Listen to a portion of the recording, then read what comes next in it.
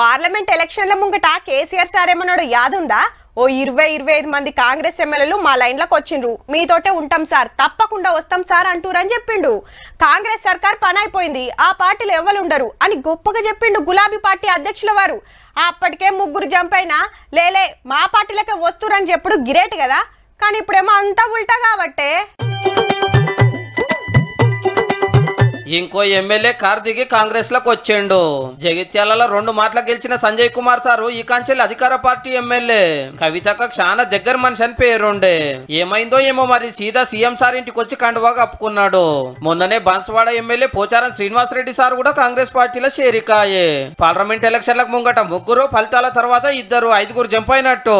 కానీ ఈడికే ఆగేటట్టు లేదులో. సిటీలో శివాలున్న బీఆర్ఎస్ ఎమ్మెల్యేలు సాటుగా చర్చలు చేస్తున్నట, మోక దూసుకొని పార్టీలకు మారుడేనట.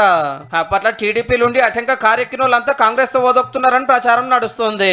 20 మంది ఎమ్మెల్యేలు రాబోతున్నారని అందరికంటే ముందే వచ్చిన దానం నాగేందర్ సార్ చెప్పబట్టే ఓ 6-10 రోజులలో కాంగ్రెస్ కండువాలకు ఫుల్ గిరాకుంటదని గాంధీ భవన్ లో గుసగుసలు. ఓడిన ఎర్రబెల్ సార్ పేరు కూడా వినవర్తే కేసీఆర్ గారిని ముఖ్యమంత్రిని చేయాలనేదే నా ధ్యేయం. నేను దానికోసమే సిద్ధంగా ఉన్నా. కరీంనగర్ ఎమ్మెల్యే గంగుల కమలాకర్ సారు ఏదో ఒక జాతీయ పార్టీలకు జంప్ అవుతారని ప్రచారం నడుస్తుంటే ఫామ్ హౌస్ కు పిలుచుకొని మాట్లాడిండట కేసీఆర్ సారు. అటుకెళ్ళి బీజేపీ కూడా పిలుస్తున్నారు ఏరే పార్టీ ఎమ్మెల్యేలను. హరీష్ రావు గారితో పాటు చంద్రశేఖర్ రావు గారు, కల్వకుంట్ల తారక రామారావు గారు కూడా వస్తే ఖచ్చితంగా కండువా వేసి పార్టీలోకి సాదరపూర్వకంగా స్వాగతిస్తారు. ఎమ్మెల్యేలు పోతున్నా సీనియర్లు పోతున్నా బాయికాడున్న బాపు సప్పుడు చేస్తోట్టు.